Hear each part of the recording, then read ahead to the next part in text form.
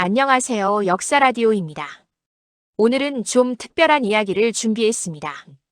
여러분, 2016년 대한민국을 뒤흔들었던 최순실 게이트 기억하시죠? 그때 함께 이름이 오르내렸던 인물 중에 고영태라는 사람이 있었습니다. 광고 기획자 출신으로 최순실의 언니와 가까운 사이였고 그 연줄 하나로 청와대를 제 집처럼 드나들며 온갖 이권 사업에 손을 댔던 그 사람 말이죠. 근데 오늘 제가 소개할 인물은 그 고영태보다 1000년이나 앞선 1900년, 그러니까 고려시대에 활동했던 사람입니다. 이름하여 김치양. 이 사람 이야기를 듣다 보면 여러분은 이런 생각을 하실 겁니다. 이거 어디서 많이 들어본 패턴인데 역사는 정말 반복되나 봅니다. 자, 김치양이 누구냐? 이 사람은 동주지금의 황해도 서원군 출신입니다. 요즘으로 치면 서울도 아니고 지방 중소도시 출신이에요. 그것도 그냥 평민은 아니고 지역 유지 집안. 그 지역에서는 나름 이름 있는 호족 가문이었던 거죠. 여기서 잠깐 호족이 뭐냐? 고려 초기는 아직 중앙 집권이 완전히 확립되기 전이라 각 지역마다 토착 세력들이 있었어요. 요즘으로 치면 지역 유지, 땅 좀 있고 사람 좀 부리고 그 동네에서는 좀 알아주는 집안이었던 겁니다. 김치양 집안이 어느 정도였냐면 그의 집안인 동주 김씨의 시조 김행파라는 사람이 있었어요. 이 사람이 딸 둘을 고려 태조 왕건한테 바쳤습니다. 요즘 식으로 말하면 좀 민망하지만 정략적 혼인을 시도한 거죠. 딸들을 왕실에 보내서 왕실과 인척 관계를 맺으려고 한 겁니다. 근데 재미있는 건 태조 왕건이 이 두 딸을 정식 왕비로 받아들이지 않았어요. 대신 뭘 했냐면 대서원이랑 소서원이라는 절을 지어주고 거기 노복 노비를 붙여주면서 그냥 비구니로 살아라고 한 겁니다. 이게 무슨 의미냐면 태조 왕건이 이 집안을 별로 신뢰하지 않았다는 거예요. 다른 호족들 딸은 왕비로 받아들이면서도 김행파의 딸들은 안 받은 거죠. 왕건이 뭔가 이 집안의 야망을 눈치챘던 게 아닐까요? 나중에 김치양이 보여준 행동을 생각하면 왕건의 판단이 정확했던 것 같기도 합니다. 아무튼 김치양은 이런 집안 출신이었어요. 왕실과 먼 친척벌 되고 천추태후의 외가 쪽 친척이라는 애매한 연줄 하나 있는 사람. 고영태가 최순실 언니와 가까웠다는 연줄 하나로 시작한 것처럼 김치양도 비슷한 출발선에 있었던 겁니다. 그런데 문제는 아무리 먼 친척이라고 해도 일반인이 궁궐에 함부로 드나들 수 있나요? 없죠. 고려시대 궁궐은 지금 청와대보다 훨씬 더 삼엄했습니다. 왕족이나 고위 관리가 아니면 출입이 거의 불가능했어요. 그래서 김치양이 생각해낸 기발한 방법이 있었습니다. 바로 승려 행세를 한 거예요.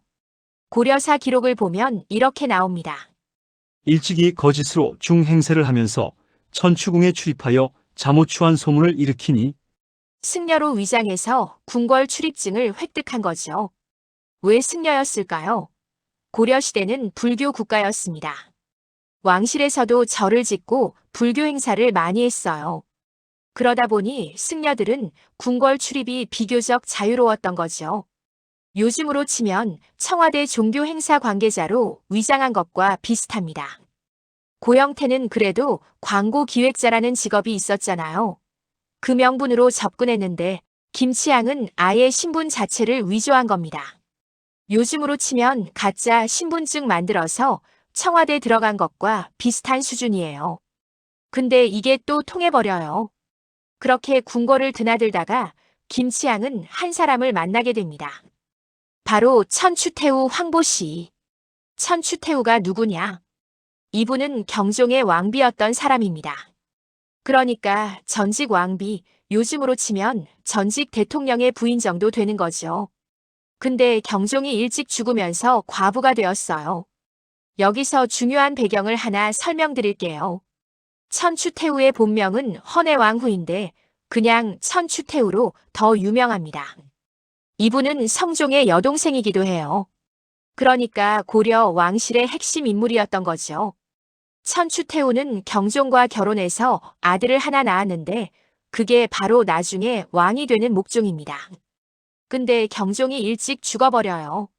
그래서 경종의 동생인 성종이 왕위를 이어받고 천추태후는 어린 아들 목종을 키우며 과부로 지내게 된 겁니다. 이때 천추태후의 나이가 얼마였을까요? 정확한 기록은 없지만 경종이 재위 기간이 짧았고 젊은 나이에 죽었으니 천추태후도 20대 후반에서 30대 초반 정도로 추정됩니다. 요즘으로 치면 한창 나이죠. 과부가 된 왕비가 궁궐에서 어떻게 지냈을까요? 재혼은 당연히 불가능했습니다. 특히 왕비였던 사람이 재혼한다는 건 상상도 할 수 없는 일이었어요. 그냥 과부로 아들 키우면서 조용히 살아야 했던 거죠. 그런데 여기에 승려 행세를 하는 김치향이 나타난 겁니다. 고려사는 이렇게 기록합니다. 천추궁에 출입하여 잠옷 추한 소문을 일으키니 추한 소문이 뭘까요? 바로 천추태후와 김치향 사이에 불륜설이 돌았다는 겁니다. 과부가 된 왕비와 승려로 위장한 남자. 이 둘이 궁궐에서 자주 만나다 보니 소문이 날 수밖에 없었죠. 요즘으로 치면 전직 대통령 부인이 정체불명의 남자와 청와대에서 밀회를 했다는 소문이 도는 것과 같습니다. 이게 얼마나 심각한 문제였냐면 천추태후는 그냥 과부가 아니라 왕실의 여성, 그것도 전직 왕비였어요. 왕비가 다른 남자와 관계를 맺는다는 건 고려시대 유교적 질서에서는 상상도 할 수 없는 일이었습니다. 더 심각한 건 권력 구조의 문제였어요. 천추태후는 차기 왕이 될 아들 목종을 키우고 있었습니다. 만약 천추태후가 김치향과 재혼한다면 김치향은 명분상 목종의 계부가 되는 거예요. 요즘으로 비유하면 이런 겁니다. 대통령 어머니가 외부 남자와 재혼해버리면 그 남자는 대통령의 새아버지가 되는 거잖아요. 그러면 그 사람도 엄청난 권력을 가지게 되는 거죠. 더군다나 김치향은 왕씨가 아니었습니다. 고려는 왕씨 왕조인데 김씨 성을 가진 외부인이 왕실과 혼인 관계를 맺으면 목종의 정통성과 권위가 뿌리째 흔들리는 겁니다. 그래서 이 소문이 성종의 귀에 들어갔을 때 성종은 완전히 폭발했습니다. 성종이 누구죠? 천추태후의 친오빠입니다. 그러니까 여동생이 과부로 지내야 하는데 정체불명의 사기꾼과 놀아나고 있다는 소문을 들은 거예요. 오빠로서도 화가 날 일이고 왕으로서도 용납할 수 없는 일이었죠. 고려사는 이렇게 기록합니다. 성종이 이를 알고 곤장으로 다스려 먼 곳으로 유배 보내었다. 성종은 김치향을 불러다가 곤장을 쳤습니다. 곤장이 뭐냐? 큰 몽둥이로 엉덩이를 때리는 형벌이에요. 요즘으로 치면 태형. 공개적으로 망신을 주는 거죠. 그리고 나서 먼 곳으로 유배를 보냅니다. 유배가 뭐냐면 요즘으로 치면 강제 추방입니다. 서울에서 쫓아내서 시골 오지로 보내버리는 거예요. 그것도 감시를 받으면서요. 성종의 입장을 한번 생각해 볼까요? 야, 이 사기꾼아. 승려 사칭하고 내 여동생이랑 뭐 하는 거야? 여동생은 전직 왕비야, 왕비. 내가 감히 왕실의 여자한테 손을 대? 게다가 그 여자아들이 나중에 왕이 될 아이야. 넌 지금 왕실의 권위와 정통성을 다 무너뜨리고 있는 거라고. 성종은 김치향을 곤장으로 때려서 본때를 보여주고 유배를 보내서 다시는 개경수도에 못 오게 만든 겁니다. 보통 이 정도면 끝이에요. 왕한테 미움받아서 유배 가면 거기서 조용히 살다가 생을 마감하는 게 일반적이죠. 김치향의 이야기도 여기서 끝났어야 정상이었습니다. 그런데 997년 성종이 죽습니다. 그리고 천추태후의 아들인 목종이 왕위에 오릅니다. 자, 이제 상황이 완전히 바뀌었어요. 성종은 김치향을 유배 보낸 사람이었죠.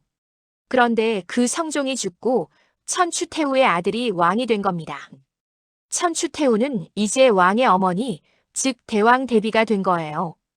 요즘으로 치면 이런 상황입니다. 전직 대통령이 어떤 사람을 추방했는데 그 대통령이 죽고 새 대통령이 들어섰어요. 그런데 새 대통령의 어머니가 그 추방당한 사람과 가까운 사이였다면 결과는 뻔하죠. 김치향은 유배지에서 돌아옵니다. 천추태후의 보호 아래 화려하게 복귀하는 거예요. 이때 김치향의 심정이 어땠을까요? 성종 그 XX 나한테 곤장치고 유배 보냈지. 근데 이제 그 사람 죽고 내 여자 아들이 왕이 됐어. 이제 누가 나를 막을 수 있어? 고영태가 박근혜 정부 들어서면서 득세한 것과 비슷합니다. 정권이 바뀌면서 추락했던 사람이 다시 권력의 중심으로 돌아온 거죠. 유배에서 돌아온 김치향은 이제 더 이상 숨지 않았습니다. 대놓고 천추태후의 연인으로 행세했어요. 고려사는 이렇게 기록합니다. 천추태후의 측근이자 연인으로 공공연히 궁궐을 들락거렸다. 공공연이라는 표현이 중요해요. 숨기지도 않았다는 겁니다. 요즘으로 치면 대통령 어머니의 남자친구가 청와대를 자기 집처럼 드나드는 거예요.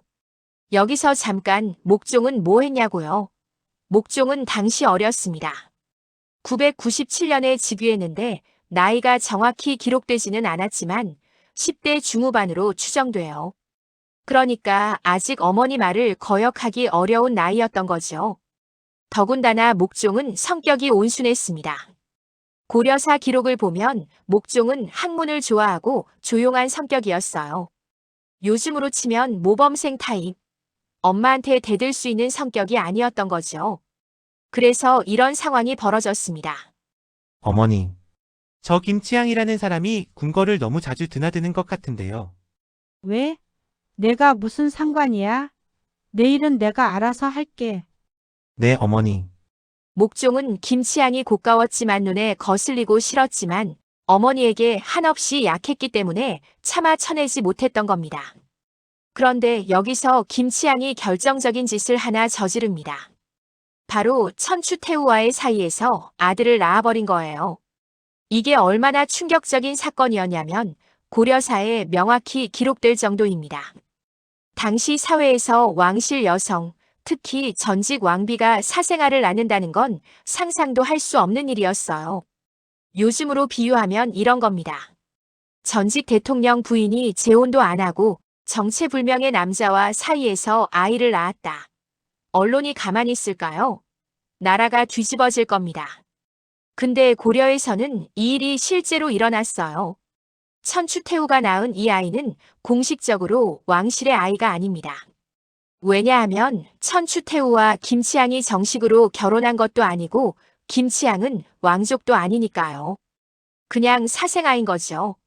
그런데 이 아이의 존재가 왜 문제가 되느냐? 바로 왕위 계승 문제 때문입니다. 목종한테는 아들이 없었어요.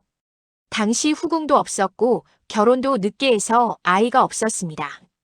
그러면 목종 다음 왕은 누가 되어야 할까요? 당시에는 대량원군이라는 사람이 유력했습니다. 이 사람은 태조 왕건의 손자로 왕실의 적법한 후계자였어요. 그런데 김치향은 다르게 생각한 겁니다. 목종한테 아들이 없네. 그럼 천추태후랑 내 사이에서 낳은 우리 아들을 왕으로 만들면 되잖아. 천추태후가 대왕대비인데 그 아들이면 왕이 될 수 있지 않을까? 이게 바로 왕조 교체 기도입니다. 왕씨 왕조를 김씨 왕조로 바꾸려는 거예요.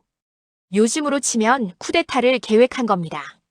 사생아를 낳은 후 김치향의 권력은 절정에 달합니다. 천추태후의 사랑과 신뢰를 등에 업고 김치향은 고속 승진을 하게 되죠. 한문통사사인 상서우복야 겸 344 상서좌복야 판삼사사. 직위 이름이 복잡하죠. 쉽게 설명하면 한문통사사인 궁궐의전을 담당하는 정칠품 하급관리. 요즘으로 치면 청와대 행사 담당 9급 공무원. 상서우복야 겸 344 정의품 고위직. 상서성국가 행정총괄부서의 차관급이면서 3사 재정부서까지 겸임. 요즘으로 치면 기획재정부 차관. 상서좌복야 판삼사사 사실상 총리급.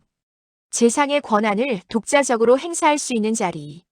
정칠품에서 정의품까지 이게 얼마나 빠른 승진이냐면 보통 공무원이 3040년 걸려서 오를 자리를 몇 년 만에 훌쩍 뛰어넘은 겁니다. 고영태가 광고기획사에서 K스포츠재단, 미르재단 관련해서 수백억대 이권에 관여한 것과 비슷하지만 김치양은 그보다 훨씬 더 직접적인 권력을 손에 쥔 거예요. 고영태는 그래도 뒤에서 줄을 당긴 거라면 김치양은 정식 고위 공직자가 된 겁니다. 그리고 이제부터 김치양의 진짜 행패가 시작됩니다. 고려사는 김치양의 행태를 이렇게 기록합니다. 권세가 대단해져 제멋대로 횡포를 부리고 재산을 축적하며 구체적으로 뭘 했느냐? 김치양은 300여 칸짜리 대저택을 지었습니다. 300칸이 얼마나 큰 집이냐면 요즘 아파트로 치면 수백 평짜리 펜트하우스를 여러 채 합친 것보다 큽니다. 조선시대 왕이 사는 궁궐도 몇백 칸인데 신하가 300칸짜리 집을 지은 거예요. 요즘으로 치면 고위 공무원이 강남에 수백억짜리 저택을 지은 겁니다. 그 돈은 어디서 났을까요? 매관매직을 저지르며 매관매직이 뭐냐? 공무원 자리를 돈 받고 팔아먹는 겁니다. 저 합격하고 싶은데요. 얼마 낼 수 있어? 금백냥 드리겠습니다. 오케이, 합격. 요즘으로 치면 공무원 시험 합격자를 돈 받고 바꿔치기 한 거예요. 완전히 불법이죠. 자신의 집과 호수 공사에 백성들을 노임도 주지 않고 김치양은 자기 집 짓고 자기 집 앞 호수 만드는데 백성들을 강제로 동원했습니다. 돈도 안 주고요. 요즘으로 치면 불법 하청, 아니면 강제 노역. 저희 일당을 주셔야. 내가 누군 줄 알아? 대왕 대비 남자야. 입 닥치고 일이나 해. 완전히 갑질이죠. 더 심각한 건 김치양이 정치적 권력까지 휘둘렀다는 겁니다. 태후의 지위를 이용해 죄 없는 신하들을 많이 모함하고 멋대로 탄핵했다. 탄핵이 뭐냐? 요즘으로 치면 파면 요청입니다. 공무원을 자르는 거죠. 김치양은 자기 마음에 안 드는 신하가 있으면 천추태후한테 가서 이렇게 말했을 겁니다. 태우마마, 저 신하는 마마를 욕했습니다. 저런 놈은 파면해야 합니다. 그래? 그럼 파면해. 증거도 없이 그냥 김치양이 싫다고 하면 신하들이 잘렸어요. 이게 얼마나 무서운 일이냐면 조정 신하들이 김치양 눈치를 볼 수밖에 없었던 겁니다. 고영태가 인사에 개입했다는 의혹이 있었던 것처럼 김치양은 아예 공식적으로 인사권을 행사한 거예요. 이 모든 걸 목종은 지켜보고 있었습니다. 자기 나라 신하들이 어머니의 남자친구 눈치를 보는 걸요. 목종은 당연히 그가 고가웠지만 어머니에게 한없이 약했기 때문에 차마 쳐내지는 못했다. 고깝다는 표현이 재미있죠. 요즘 말로 하면 눈에 거슬린다, 짜증난다 정도의 의미예요. 목종의 심정을 한번 상상해 볼까요? 아, 저 김치양이라는 인간. 진짜 너무 싫은데. 조정회의 때도 제멋대로 발언하고 신하들 막 갈아치우고 백성들 괴롭히고. 나는 왕인데 왜 저 사람한테 아무 말도 못하는 거지? 어머니가 너무 무서워. 박근혜가 최순실 눈치를 봤다면 목종은 천추태후 눈치를 본 거예요. 박근혜는 그래도 대통령이었는데 목종은 왕이면서도 어머니 말을 거역하지 못했던 겁니다. 여기에는 당시 유교 문화의 영향도 컸어요. 고려시대에는 효가 엄청나게 중요한 가치였습니다. 왕이라도 어머니한테 불효하면 안 됐어요. 특히 천추태후는 목종을 어릴 때부터 혼자 키운 어머니였으니 목종이 더욱 거역하기 어려웠던 거죠. 자, 여기까지가 김치양 이야기의 첫 번째 장입니다. 승려로 위장해서 궁궐에 들어간 지방 호족 출신. 남자가 천추태후와 눈이 맞아서 유배를 갔다가 정권이 바뀌면서 화려하게 복귀해서 사생아까지 낳고 고속 승진해서 정의품 고위직까지 올라가고 그러면서 돈도 엄청 벌고 권력도 휘두르고 정적들도 마음대로 제거하는. 이게 1000년 전 1000년대 초반 고려에서 실제로 일어난 일입니다. 고영태와 비교해보면 어떨까요? 둘 다 애매한 연줄 하나로 권력의 핵심에 접근했고 그 연주를 통해 엄청난 이익과 권력을 거머쥐었습니다. 하지만 차이점도 뚜렷하죠. 고영태는 그래도 뒤에서 줄을 당기며 간접적으로 영향력을 행사한 반면 김치양은 정식 고위직에 올라 직접 권력을 휘둘렀어요. 게다가 왕의 어머니와 사생아까지 낳았으니 그 대담함과 노골성에서는 김치향이 훨씬 앞섰다고 볼 수 있습니다. 그런데 이야기는 여기서 끝이 아닙니다. 김치향은 여기서 만족하지 않았어요. 앞서 말했듯이 그는 더 큰 야망을 품고 있었습니다. 바로 자기 아들을 왕으로 만들려는 계획. 다음 에피소드에서는 김치향이 어떻게 왕조 교체를 시도하고 그 과정에서 어떤 일들이 벌어졌는지 그리고 결국 어떤 결말을 맞이했는지 다뤄보겠습니다. 1000년 전이나 지금이나 권력 주변을 맴도는 사람들의 행태는 놀랍도록 비슷합니다. 연줄 하나로 권력 핵심에 접근하고 그 권력을 이용해 사익을 챙기고 정적을 제거하고 결국에는 더 큰 욕심을 부리죠. 김치향은 단순히 돈이나 챙기는 수준에서 멈추지 않았습니다. 그는 왕조 자체를 바꾸려고 했어요. 그리고 그 시도는 결국 고려를 전쟁으로 몰고 가게 됩니다. 안녕하세요. 역사라디오입니다. 지난 시간에는 승려로 위장해서 궁궐에 침투한 김치향이 천추태후와 눈이 맞아 유배를 갔다가 정권이 바뀌면서 화려하게 복귀해 정의품 고위직까지 오르는 과정을 다뤘습니다. 300칸짜리 저택에 매관매직에 백성 강제 동원에 정적 탄핵까지 완전히 권력을 농단했죠. 그런데 김치향은 여기서 멈추지 않았습니다. 오늘은 그가 얼마나 더 큰 욕심을 부렸는지 그리고 그것이 어떻게 고려 전체를 위기로 몰고 갔는지 이야기해 보겠습니다. 먼저 당시 상황을 이해하려면 목종의 처지를 알아야 합니다. 목종은 997년에 왕위에 올랐는데 큰 문제가 하나 있었어요. 바로 아들이 없다는 겁니다. 당시 목종은 젊었지만 결혼을 늦게 했고 후궁도 없었어요. 그러니까 왕위를 물려줄 직계 후손이 없었던 거죠.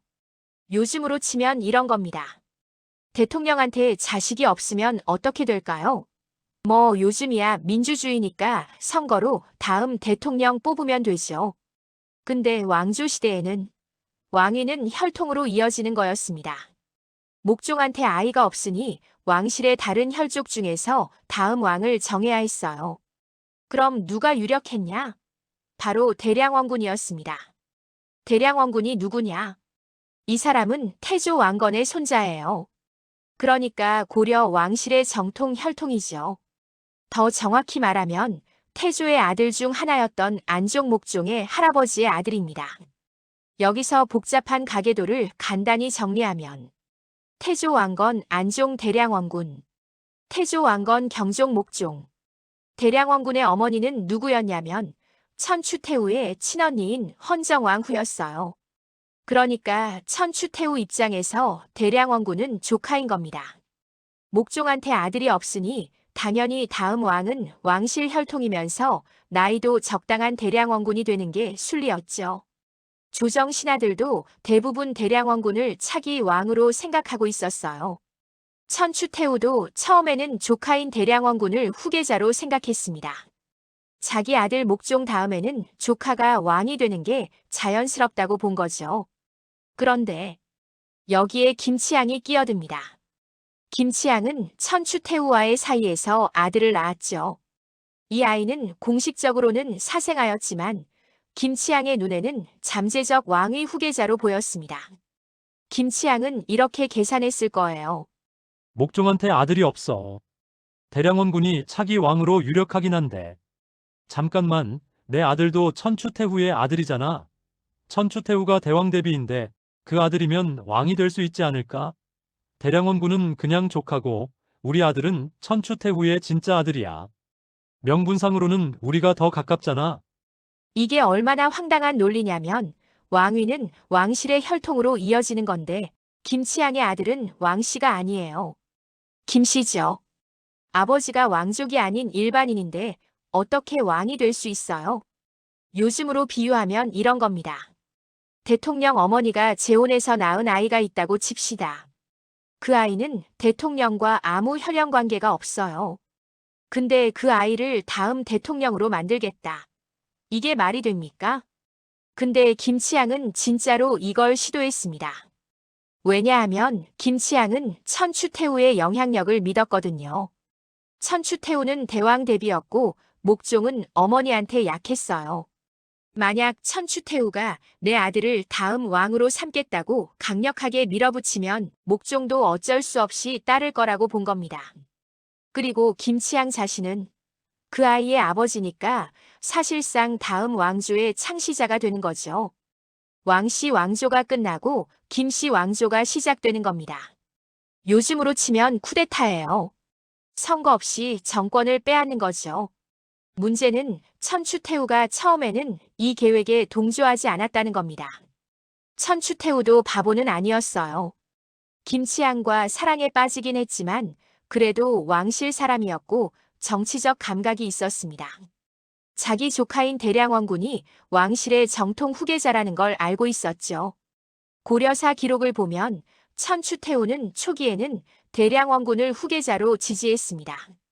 자기 아들 목종 다음에는 조카가 왕이 되는 게 맞다고 본 거죠. 그런데 김치향이 계속 천추태후를 설득했을 거예요. 태우마마, 대량원군은 그냥 조카잖아요. 근데 우리 아들은 마마의 진짜 아들이에요. 마마께서 낳으신 아들이라고요. 대량원군이 왕이 되면 마마는 그냥 왕의 이모일 뿐이에요. 근데 우리 아들이 왕이 되면 마마는 왕의 어머니, 그러니까 대왕 대비로 계속 권력을 유지하실 수 있어요. 이게 천추태후한테는 솔깃한 제안이었을 거예요. 대량원군이 왕이 되면 천추태후는 권력에서 멀어지지만 김치향의 아들이 왕이 되면 천추태후는 계속 권력의 중심에 있을 수 있으니까요. 그래서 천추태후의 마음이 조금씩 흔들리기 시작합니다. 내 아들을 왕으로 만들 수 있을까? 하는 생각이 들기 시작한 거죠. 근데 여기에는 큰 장애물이 있었습니다. 바로 대량원군의 존재 자체였어요. 김치향은 냉정하게 계산했습니다. 자기 아들을 왕으로 만들려면 대량원군이 없어져야 한다는 걸 알았어요. 대량원군이 살아있는 한 조정 신하들은 계속 대량원군을 차기 왕으로 추대하려 할 겁니다. 왕실의 정통 혈통이니까요. 근데 대량원군이 없어지면 그러면 차선책으로 다른 후보를 찾아야 하는데 그때 천추태후가 내 아들을 왕으로라고 밀어붙이면 가능성이 있다고 본 거죠. 그래서 김치향은 대량원군의 목숨을 노리기 시작합니다. 고려사는 이렇게 기록합니다. 김치향은 아들을 왕위에 올리기 위해 태후의 동생 헌정왕후의 아들이자 태조의 손자로 당시 왕위에 제일 가까웠던 대량원군의 목숨을 노리기 시작한다. 목숨을 노린다는 게 무슨 뜻일까요? 바로 암살입니다. 김치향은 대량원군을 제거하기 위해 여러 방법을 시도했을 거예요. 독사를 시도했을 수도 있고 자객을 보냈을 수도 있고 모함해서 역모죄를 씌우려 했을 수도 있습니다. 요즘으로 치면 이런 겁니다. 차기 대통령 후보 1순위를 제거하려고 음모를 꾸미는 거예요. 암살을 시도하거나 스캔들을 만들어서 정치 생명을 끊으려는 거죠. 완전히 범죄입니다. 대량원군은 이걸 눈치챘을 거예요. 자기 목숨이 위험하다는 걸요. 그래서 아마 조심스럽게 행동하고 경호를 강화하고 궁궐 출입을 자제했을 겁니다. 근데 대량원군 입장에서 생각해보세요. 자기는 왕실의 정통 후계자인데 왕의 어머니 애인이 자기를 죽이려고 하는 거예요. 이거 얼마나 억울하고 무섭겠어요. 이 모든 상황을 목종도 알고 있었습니다. 목종은 어머니에게 약했지만 완전히 바보는 아니었어요. 김치향이 대량원군을 제거하려 한다는 것도 알았고 그게 결국 왕조를 뒤엎으려는 시도라는 것도 이해했습니다. 목종의 심정을 한번 상상해 볼까요? 이건 정말 아니야. 김치향이 대량원군을 죽이려고 해. 대량원군은 왕실의 정통 후계자인데 저 인간이 대량원군을 죽이고 자기 아들을 왕으로 만들려는 거야. 그럼 우리 고려 왕조는 끝나는 거잖아. 왕씨가 아니라 김씨가 왕이 된다고? 이건 조상님들께 면목이 없어. 나는 왕인데 왜 이런 일을 막지 못하고 있는 거지? 목종은 고민했을 거예요. 어머니를 거역하면 불효자가 되는 건데 그렇다고 왕조가 무너지는 걸 방치할 수는 없었죠. 그래서 목종은 결국 결단을 내립니다. 김치향을 제거하기로 한 거예요. 근데 문제는 목종이 직접 김치향을 잡을 수가 없었어요. 왜냐하면 천추태후가 김치향을 보호하고 있었으니까요. 목종이 김치향을 체포하라고 명령하면 천추태후가 안 돼. 라고 막을 게 뻔했죠. 그래서 목종은 외부의 힘을 빌리기로 합니다. 목종이 눈독을 들인 사람이 있었습니다. 바로 강조라는 장군이었어요. 강조가 누구냐? 이 사람은 당시 서북 면지금의 평안도 지역에 파견되어 있던 장군이었습니다. 요즘으로 치면 국방 업무로 지방에 파견된 고위군인. 강조는 원래 개경의 중앙관리였는데 서북면 방어 임무를 맡아서 그곳에 가 있었어요.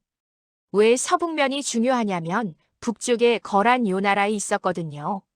거란은 강력한 군사력을 가진 나라였고 고려를 노리고 있었어요. 그래서 서북면 방어가 아주 중요했던 겁니다.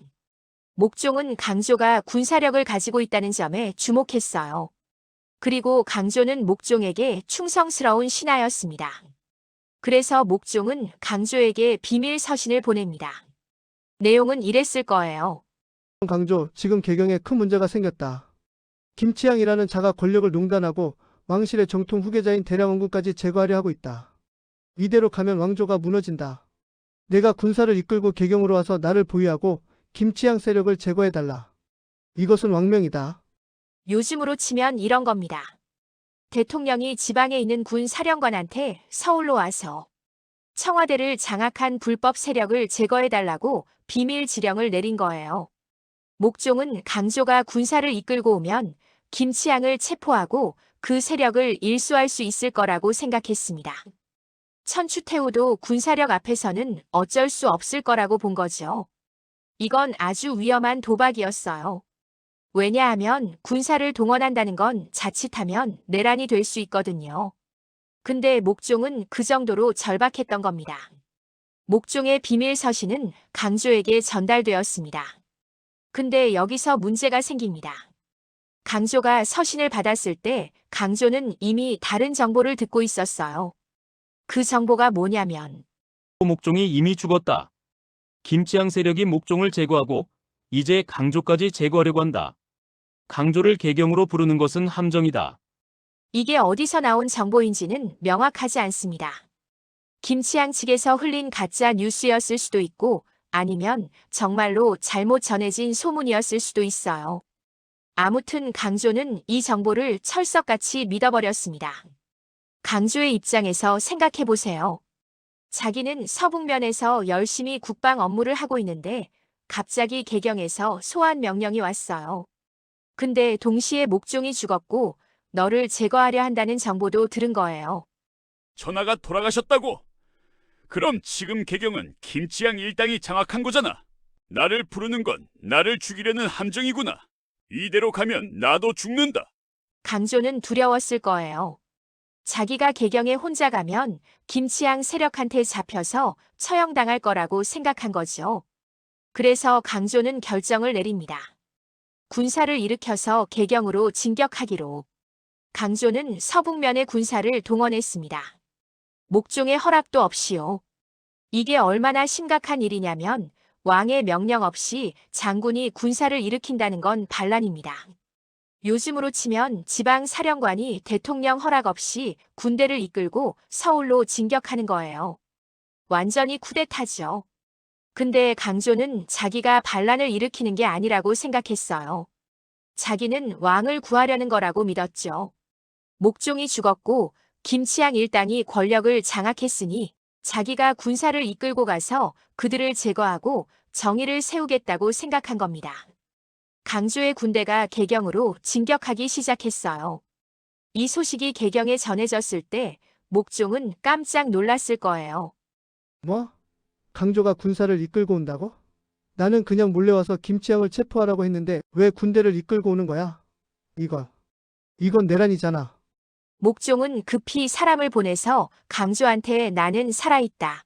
군사를 거두라는 메시지를 전하려 했을 거예요. 근데 이미 늦었습니다. 강조의 군대는 이미 개경 근처까지 와 있었어요. 강조의 군대가 개경에 도착했습니다. 목종은 궁궐에 있었고 김치향도 마찬가지였어요. 이때 강조는 비로소 알게 됩니다. 목종이 살아있다는 사실을요. 너 목종 전하가 살아계시다고. 그럼 내가 들은 정보는 가짜였단 말이야? 강조는 당황했을 거예요. 자기는 왕을 구하러 온 건데 알고 보니 왕은 멀쩡히 살아있었고 자기는 왕의 허락 없이 군사를 일으킨 거였으니까요.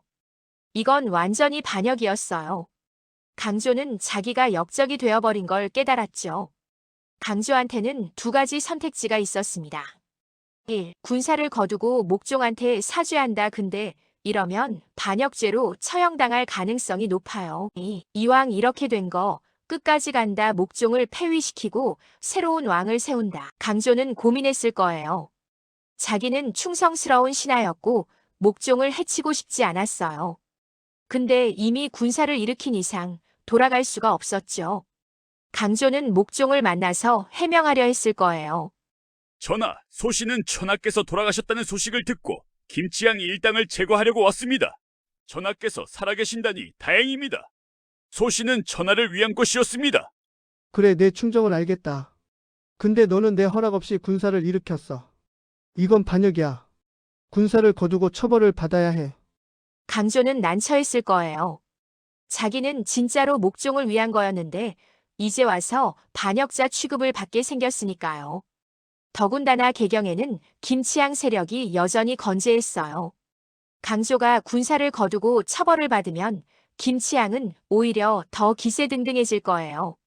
그러면 목종의 원래 계획 김치향 제거도 실패하는 거죠. 강조는 생각했을 거예요. 내가 이미 군사를 이끌고 왔는데 김치향을 그냥 놔두고 갈 수는 없지. 어차피 나는 반역자로 몰릴 거면 차라리 김치향을 제거하고 가자. 그래서 강조는 김치향을 체포하기로 결정합니다. 강조의 군대가 김치향을 체포했습니다. 김치향은 저항했을까요? 아마 했을 거예요. 천추태후도 막으려 했을 거고요. 근데 강조는 이미 군사를 동원한 상태였어요. 물리적인 힘에서는 강조가 압도적이었죠. 김치향은 결국 붙잡혔습니다. 300칸짜리 저택에서 호의호식하며 권력을 휘두르던 그가 순식간에 죄수가 된 거예요. 요즘으로 치면 이런 겁니다. 청와대를 제 집처럼 드나들며 온갖 비리를 저지르던 인물이 갑자기 군대가 들이닥쳐서 체포된 거예요. 김치향이 체포되었을 때 천추태후는 어떻게 했을까요? 천추태후는 아마 목종한테 간청했을 거예요. 제발 김치향을 살려줘. 그 사람은 내 남자야. 그리고 우리 사이에서 태어난 아이도 있어. 그 아이 아버지를 죽이면 안 돼. 어머니, 김치향은 역모를 꾀했습니다. 왕조를 뒤엎으려 했어요. 이걸 어떻게 용서할 수 있습니까? 그래도 제발. 목종은 어머니의 간청을 들으면서도 고민했을 거예요. 어머니를 슬프게 하고 싶지 않았지만 김치향을 살려둘 수는 없었죠. 근데 여기서 상황이 더 복잡해집니다. 바로 강조 때문이에요. 강조는 김치향을 체포하긴 했는데 이제 자기 입장이 애매해졌어요. 강조는 왕의 허락 없이 군사를 일으켰습니다. 이건 명백한 반역이에요. 목종이 강조를 용서할까요? 목종은 처음에는 강조를 불러서 김치향을 제거하라고 했지만 그건 비밀리에 조용히 처리하라는 의미였어요. 근데 강조는 군대를 이끌고 와서 개경을 포위하고 사실상 쿠데타를 일으킨 거나 마찬가지였죠. 더군다나 천추태후는 강조를 증오했을 거예요. 자기 남자를 체포한 사람이니까요. 천추태후는 목종한테 이렇게 말했을 거예요. 강조가 반역을 일으켰어. 저 인간을 당장 처벌해야 해. 목종도 난처했을 거예요. 강조는 자기가 부른 사람인데 이제 와서 처벌할 수는 없었죠. 근데 그렇다고 강조를 감싸면 어머니인 천추태후와 대립하게 되는 거고요. 강조는 이 모든 걸 눈치챘을 거예요. 내가 이미 선을 넘었구나. 목종 전하도 나를 온전히 신뢰하지 못할 거고 천추태후는 나를 죽이고 싶어 할 거야. 나는 이제 어떻게 해야 하지? 강조는 생각했을 겁니다. 이왕 이렇게 된 거 내가 주도권을 잡아야 살아남을 수 있다. 그리고 강조는 엄청난 결정을 내립니다. 1909년 2월 강조는 목종을 폐위시킵니다. 이게 역사에서 말하는 강조의 정변이에요.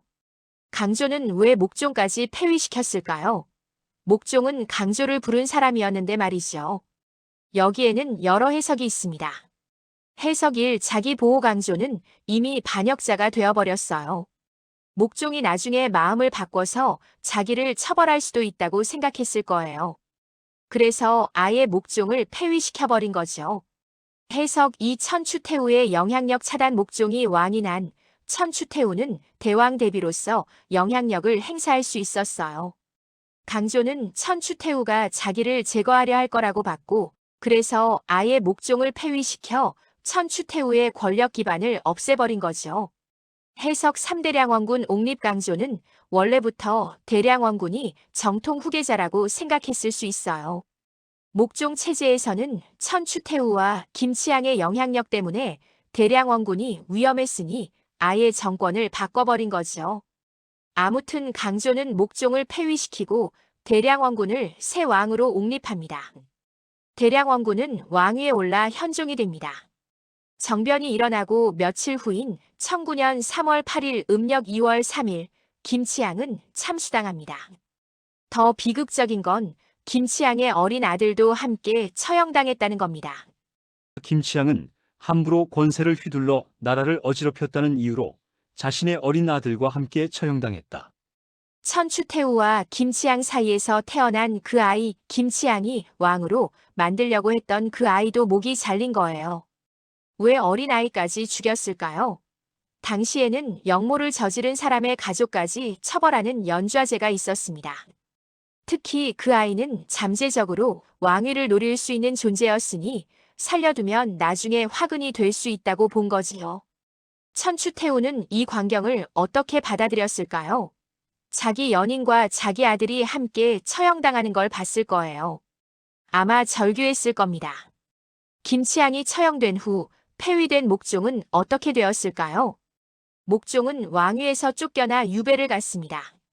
정확한 기록은 명확하지 않지만 얼마 후 목종도 의문의 죽음을 맞이합니다.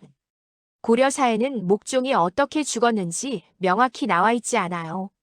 자연사했다는 설도 있고 암살당했다는 설도 있습니다. 요즘 역사학자들은 목종이 암살당했을 가능성이 높다고 봅니다. 강조 입장에서는 폐위된 목종이 살아있으면 나중에 복귀할 수도 있으니 위험 요소를 제거한 거지요. 목종은 어머니 천추태후 때문에 고생하다가 결국 강조한테 폐위당하고 죽음까지 맞이한 겁니다. 참으로 비극적인 왕이었죠. 김치향의 야망은 엄청났습니다. 단순히 돈이나 권력을 챙기는 수준이 아니라 아예 왕조 자체를 바꾸려 했으니까요. 자기 아들을 왕으로 만들고 김씨 왕조를 열려고 했던 거죠. 근데 이 욕심이 결국 모든 걸 파멸로 이끌었습니다. 김치향 본인은 참수당했고 어린 아들도 함께 죽었어요. 연인이었던 천추태후는 권력을 잃었고 목종은 폐위되어 죽음을 맞이했죠. 그런데 이야기는 여기서 끝이 아닙니다. 김치향의 욕심과 강조의 정변이 만들어낸 혼란은 이웃나라 거란에게 침공의 명분을 주게 됩니다. 안녕하세요. 역사라디오입니다. 지난 시간에는 김치향이 자기 아들을 왕으로 만들려다가 대량원군 암살을 시도했고 목종이 강조를 불렀지만 강조가 잘못된 정보를 믿고 군사를 일으켜서 결국 김치향과 그의 아들이 참수당하고 목종까지 폐위되는 강조의 정변까지 다뤘습니다. 오늘은 이 이야기의 마지막 장입니다. 김치향 한 사람의 욕심이 어떻게 나라 전체를 전쟁으로 몰고 갔는지 그리고 그 대가가 얼마나 컸는지 살펴보겠습니다. 먼저 당시 국제 정세를 이해해야 합니다. 고려 북쪽에는 거란요 나라이라는 강력한 나라가 있었어요. 거란은 중국 북부를 장악하고 있었고 막강한 군사력을 자랑했습니다. 요즘으로 치면 초강대국이죠. 거란은 오래전부터 고려를 노리고 있었어요. 왜냐하면 고려가 지리적으로 중요한 위치에 있었거든요. 고려를 장악하면 중국 동북부 전체를 통제할 수 있었으니까요. 993년 거란은 이미 한 번 고려를 침공한 적이 있었습니다. 이게 1차 여요 전쟁이에요. 당시 고려의 외교관 서희가 뛰어난 협상으로 전쟁을 막았죠. 서희가 뭐라고 했냐면 우리 고려는 고구려의 후계자입니다. 고구려 땅이었던 곳이 우리 영토예요. 거란과 고려 사이에는 여진족이 살고 있는데 여진을 몰아내고 우리가 그 땅을 차지하면 거란과 직접 국경을 맞대고 조공을 바치겠습니다. 거란은 이 제안을 받아들였어요. 그래서 1차 전쟁은 외교적으로 해결되었고 고려는 강동 육주 압록강 동쪽에 6개 주를 얻게 되었습니다. 근데 거란은 계속 고려를 주시하고 있었어요. 언제 기회가 생기면 다시 쳐들어가야지라고 생각하면서요. 그런데 1009년 강조의 정변이 터진 겁니다. 거란의 황제는 성종거란 성종, 고려 성종과는 다른 사람이었습니다. 거란 성종이 강조의 정변 소식을 들었을 때 어떻게 생각했을까요? 뭐, 고려에서 신하가 왕을 폐위했다고? 이건 완전히 역모잖아. 군신의 도리가 무너진 거야. 이런 역적을 그냥 둘 수 없지. 우리가 가서 질서를 바로잡아야 해. 겉으로는 이렇게 말했지만 사실 거란 성종은 침공의 명분을 찾은 거예요. 요즘으로 비유하면 이런 겁니다. 어떤 나라에서 군사 쿠데타가 일어났어요. 이웃 강대국이 민주주의를 지키기 위해 정의를 위해 개입한다고 하면서 쳐들어가는 거죠. 명분은 정의롭지만 실제로는 그 나라를 점령하려는 거예요. 거란 성종은 대신들을 모아놓고 선언했습니다. 고려에서 강조라는 역적이 왕을 폐위하고 죽였다. 이는 용납할 수 없는 역모다. 우리는 고려에 가서 강조를 처벌하고 질서를 바로잡을 것이다. 군사를 준비하라. 1009년 말 거란은 40만 대군을 동원해 고려를 침공합니다. 이게 2차 여요 전쟁의 시작이에요. 40만 대군이 얼마나 큰 규모냐면 당시 고려 전체 인구가 20만 300만 정도였는데 거란이 동원한 군사만 40만이었어요. 요즘으로 치면 인구 5천만인 나라에 외국이 800만 대군을 이끌고 쳐들어온 격입니다. 상상이 되세요? 엄청난 규모죠. 거란군은 압록강을 건너 고려 영토로 밀고 들어왔습니다. 북쪽 국경 지역은 순식간에 점령당했어요. 고려 입장에서는 완전히 패닉 상태였을 겁니다. 왕이 바뀐 지 얼마 안 됐는데 거란이 엄청난 군대를 이끌고 쳐들어온 거니까요. 새로 왕위에 오른 현종의 대량 원군은 당황했을 거예요. 내가 왕이 된 지 얼마나 됐다고. 상황도 아직 정리가 안 됐는데 거란이 쳐들어온다고? 40만이나?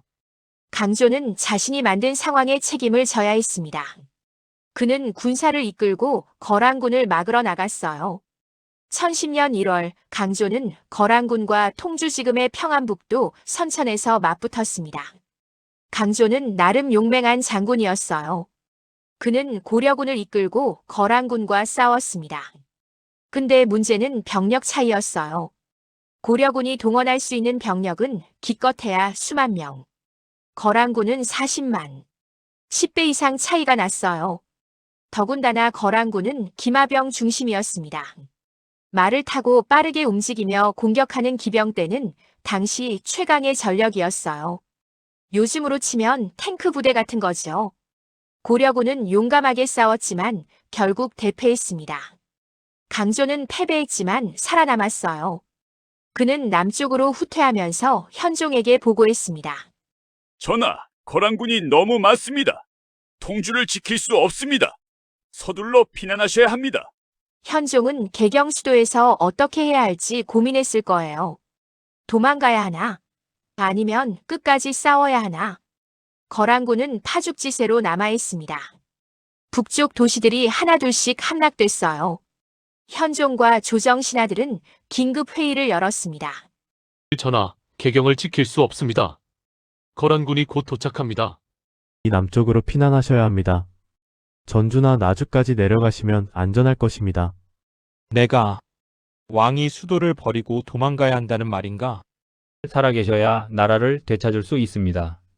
현종은 고민 끝에 피난을 결정합니다. 1010년 1월 현종은 신하들과 함께 개경을 떠나 남쪽으로 향했어요. 요즘으로 비유하면 이런 겁니다. 외국 군대가 서울로 쳐들어오자 대통령이 청와대를 버리고 부산으로 피난 간 거예요. 전쟁 때 실제로 일어났던 일이죠.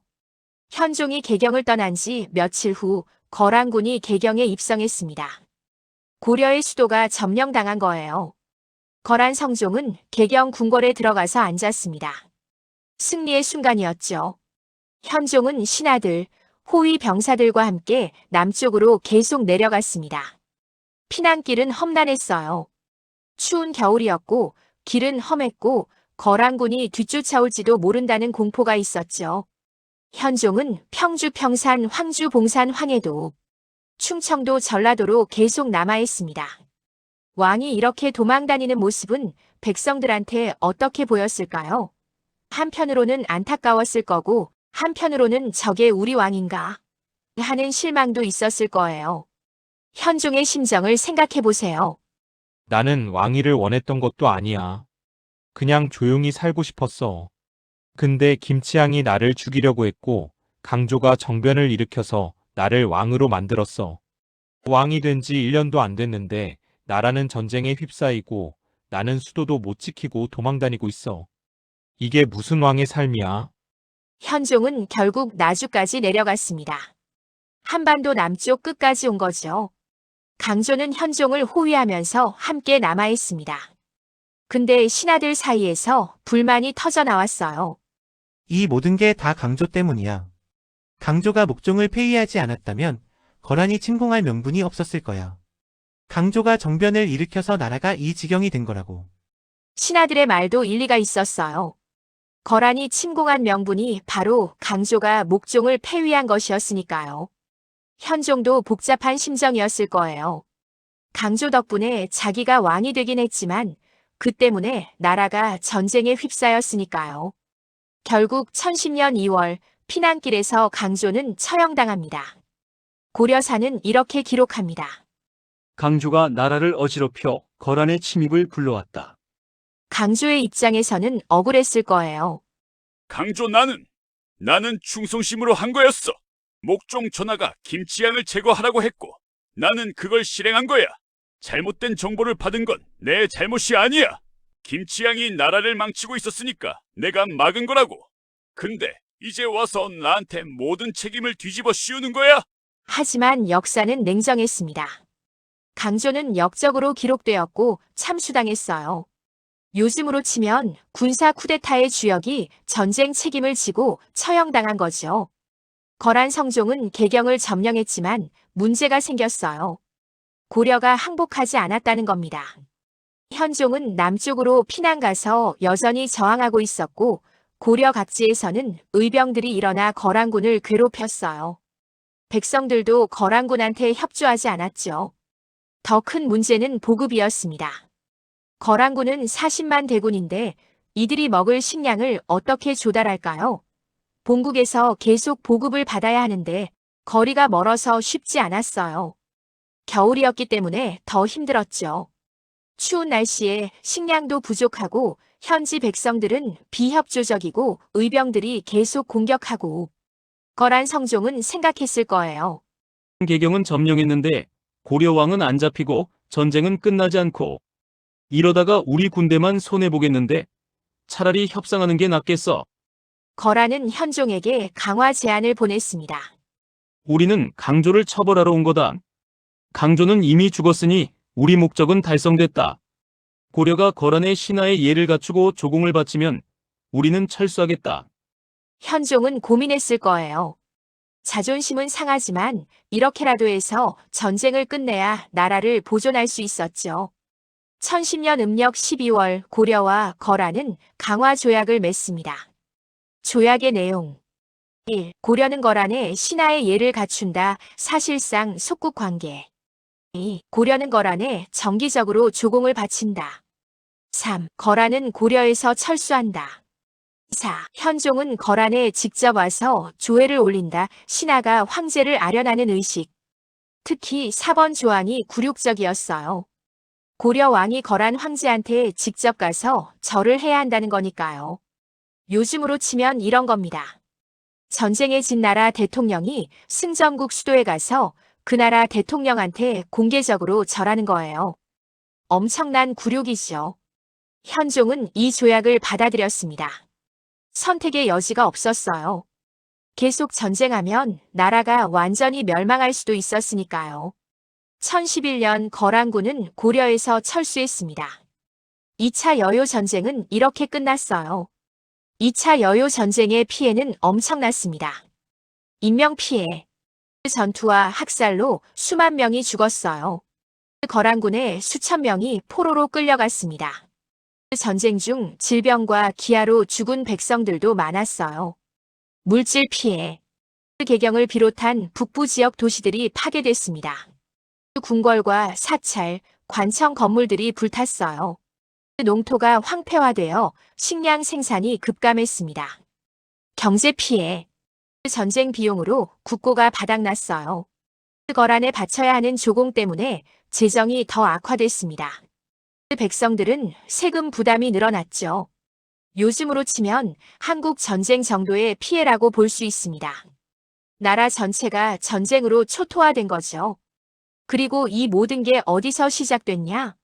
김치향 한 사람의 욕심에서 시작된 겁니다. 한번 정리해 볼까요? 김치향의 욕심이 어떻게 전쟁까지 이어졌는지. 1단계 김치향의 야망. 김치향이 천추태후와 사생아를 낳고 그 아들을 왕으로 만들려고 함. 2단계 대량원군 암살 시도. 김치향이 정통 후계자인 대량원군을 제거하려 함. 3단계 목종의 대응. 목종이 김치향을 제거하기 위해 강조를 부름. 4단계 강조의 오해. 강조가 잘못된 정보를 믿고 군사를 일으킴. 5단계 강조의 정변. 강조가 김치향을 제거하지만 목종까지 폐위시킴. 6단계 거란의 침공 명분. 거란이 강조가 왕을 폐위했다는 명분으로 침공. 7단계 2차 여요 전쟁. 거란 40만 대군이 고려를 침공. 엄청난 피해 발생. 이게 다 도미노 효과예요. 김치향 한 사람의 욕심이 방아쇠를 당긴 거죠. 요즘으로 비유하면 이런 겁니다. 어떤 고위 공무원이 부정부패로 권력을 농단했어요. 이게 발각되면서 정치적 혼란이 생겼고 쿠데타가 일어났어요. 그러자 이웃 강대국이 혼란을 바로잡는다는 명분으로 침공했고 결국 전쟁이 터진 거죠. 한 사람의 욕심이 나라 전체를 전쟁으로 몰고 간 겁니다. 전쟁이 끝난 후 고려는 천천히 회복하기 시작했습니다. 현종은 전쟁의 교훈을 뼈저리게 느꼈어요. 그는 국방력 강화에 집중했습니다. 성곽을 보수하고 새로 쌓았어요. 군사훈련을 강화했습니다. 무기 제조에 투자했어요. 또한 거란과의 관계도 관리했습니다. 겉으로는 조공을 바치며 신하의 예를 갖췄지만 속으로는 힘을 키웠죠. 그리고 1018년 거란은 또다시 고려를 침공합니다. 이게 3차 여요 전쟁이에요. 근데 이번에는 달랐어요. 고려는 준비가 되어 있었고 강감찬 장군이 귀주대첩에서 거란군을 크게 무찔렀습니다. 귀주대첩이 뭐냐면 강감찬이 거란군 10만을 거의 전멸시킨 대승리예요. 요즘으로 치면 전쟁의 인천 상륙작전 같은 거죠. 이 승리로 고려는 거란의 침공을 완전히 막아냈고 이후 거란은 고려를 함부로 건드리지 못했습니다. 자, 이제 김치향과 고영태를 최종적으로 비교해 볼까요? 공통점. 둘 다 애매한 연줄 하나로 권력 핵심에 접근했어요. 그 연주를 통해 엄청난 이익과 권력을 얻었죠. 부정부패, 인사개입, 권력농단을 저질렀습니다. 결국 들통나서 처벌받았어요. 차이점 1. 권력의 직접성. 고영태는 뒤에서 줄을 당긴 반면 김치향은 정식 고위직에 올라 직접 권력을 행사했어요. 2. 욕심의 크기. 고영태는 돈과 이권을 챙긴 수준이었지만 김치향은 아예 왕조를 바꾸려 했습니다. 3. 처벌의 수위. 고영태는 징역 2년을 살았지만 김치향은 아들과 함께 참수당했어요. 4. 국가적 영향. 고영태 사건은 정치적 혼란을 일으켰지만 김치향 사건은 전쟁으로 이어져 나라 전체가 초토화됐습니다. 결국 김치향은 고영태보다 훨씬 더 큰 스케일의 권력형 비리 사건이었던 거죠. 2016년 최순실 게이트를 겪으면서 우리는 이게 21세기에 가능한 일인가? 라고 놀랐습니다. 근데 김치양 이야기를 보면 비슷한 일이 1000년 전에도 있었어요. 아니, 오히려 더 심했죠. 권력 주변을 맴도는 사람들, 그 연줄로 부와 권력을 얻으려는 사람들, 권력을 사유화하는 사람들. 이런 패턴은 시대를 초월해서 반복됩니다. 차이가 있다면 현대에는 민주주의, 법치주의, 언론의 자유가 있어서 그나마 견제가 가능하다는 거예요. 최순실과 고영태는 언론 보도로 드러났고 사법 처리됐습니다. 박근혜 대통령은 탄핵됐죠. 민주주의 시스템이 작동한 겁니다. 근데 고려시대에는 이런 시스템이 없었어요. 왕이 약하면 김치양 같은 인물이 권력을 농단할 수 있었고 그걸 막으려면 강조처럼 군사를 일으킬 수밖에 없었죠. 그리고 그 결과는 전쟁이었습니다. 우리가 민주주의와 법치주의를 소중히 여겨야 하는 이유가 여기 있습니다. 이런 시스템이 없으면 권력형 비리는 전쟁까지 이어질 수 있어요. 김치양 사건의 주요 인물들은 어떻게 됐을까요? 김치양 1900년 3월 8일 어린 아들과 함께 참수당함. 영모죄로 처형. 천추태후 연인과 아들을 잃고 권력에서 밀려남. 이후 기록이 거의 없는 걸 보면 조용히 여생을 보냈을 것으로 추정. 목종 강조에게 폐위당하고 유배 갔다가 얼마 후 의문사. 암살당했을 가능성 높음. 강조 2차 여요 전쟁의 책임을 지고 1010년 2월 처형당함. 역적으로 기록됨. 대량원군 현종 강조의 정변으로 왕위에 올랐지만 곧바로 거란의 침공을 맞음. 나주까지 피난 갔다가 강화 후 복귀. 이후 국방력을 강화하고 3차 여요 전쟁에서 승리.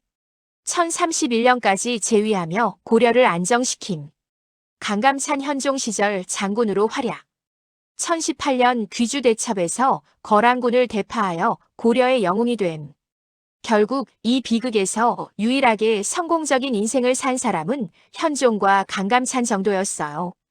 나머지는 다 비극적인 최후를 맞았죠.